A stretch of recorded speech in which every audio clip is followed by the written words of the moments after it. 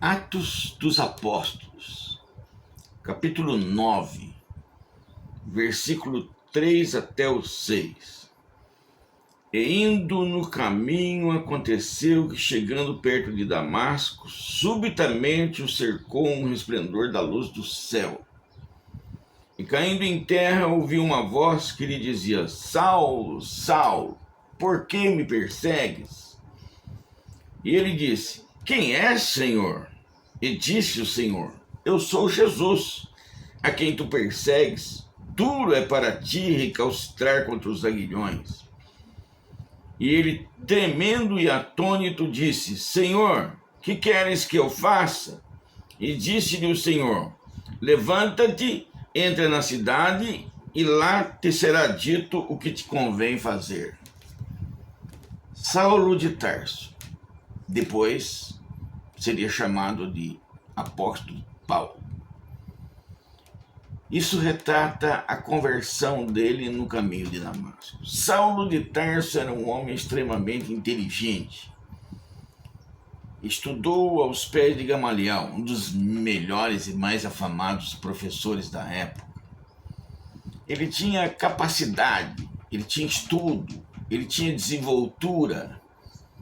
E o que é pior, ele era um caçador de crentes. A Bíblia diz, no início do capítulo 9, que ele pediu documentos, cartas em Jerusalém, para caçar crente em Damasco.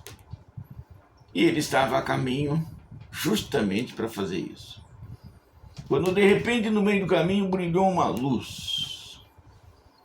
E a Bíblia diz que ele caiu ao solo. Aqui também já entra uma discussão. Por quê? Porque a Bíblia não falou que tipo de montaria ele estava usando. A Bíblia não diz se ele estava a pé, ou se ele estava de cavalo, ou se ele estava de camelo. Agora, a distância entre Jerusalém e Damasco é de 314 quilômetros hoje, nas estradas que tem hoje. Então, provavelmente, as montarias adequadas para a ocasião seria camelo ou cavalo. Mas não dá para ter certeza. Por quê? Porque a distância seria boa para cavalo ou camelo, né? A rapidez, cavalo. A segurança, camelo. Isso diverge muito. Os teólogos divergem muito sobre essa questão. Um fala que foi cavalo, outro fala que foi camelo. Agora, a pé já seria mais difícil. Seriam 3 dias de caminhada. O fato é que ele estava no meio do caminho e a luz brilhou. E alguém falou com ele: Saulo, Saulo, por que me persegue?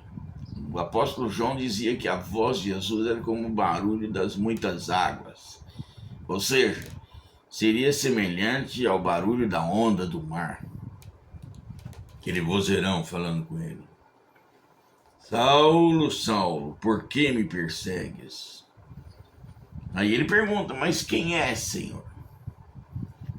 Eu sou Jesus, a quem tu persegues. Dura coisa é contra ti recalcitrar contra os aguilhões. Um aguilhão é alguma coisa pontuda, uma lança, um espinho. Recalcitrar contra os aguilhões é como você agredir coisa de ponta. Você vai se machucar. Você entende? Provavelmente é como você dá murro em ponta de faca. É uma expressão paralela. Então foi o que Jesus falou para ele. Você está dando murro em ponta de faca. Lutar contra mim? Agora, gente inteligente é outro departamento, né?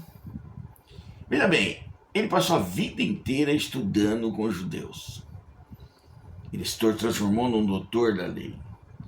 E segundo os judeus, os cristãos eram uma seita, tinha que ser perseguido e morto. E baseado nessa premissa é que ele estava ali para caçar crente. Mas naquele minuto, naquele segundo, cabeça dele raciocinou o seguinte: mas espera aí, eu sirvo a Deus. Se Jesus é o Filho de Deus, então eu sirvo a Ele. Aí acontece, em questão do quê? Em fração de segundos ou de minutos, a cabeça dele entrou num turbilhão e ele pergunta: quem é, Senhor? Disse o Senhor: eu sou Jesus, a quem tu persegues. Ele raciocinou com uma rapidez impressionante, de um minuto para outro.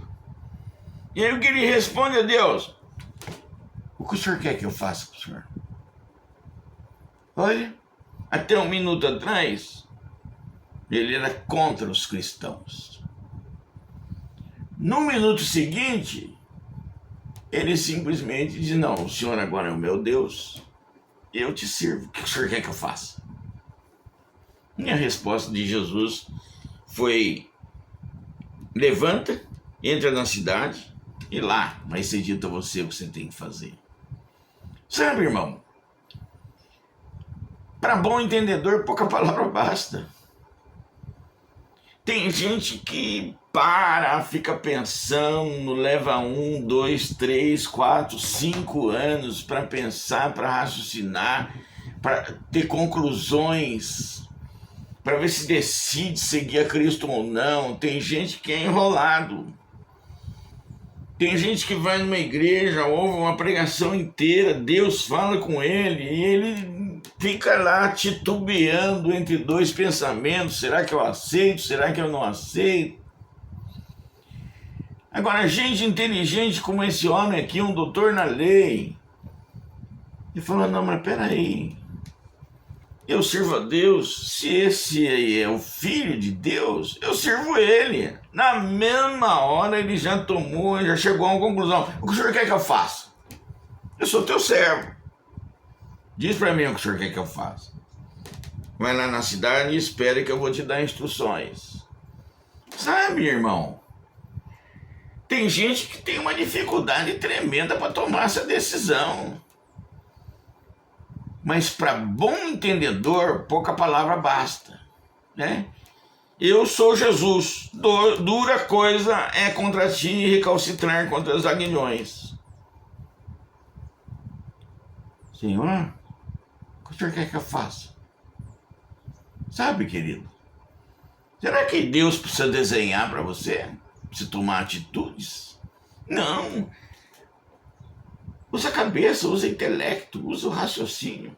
Senhor, eu quero te servir, né? Eu quero que o Senhor escolha a mim. Eu quero fazer alguma coisa para o Senhor. Eu quero. Você tem o livre-arbítrio, você tem a livre escolha. É você que escolhe.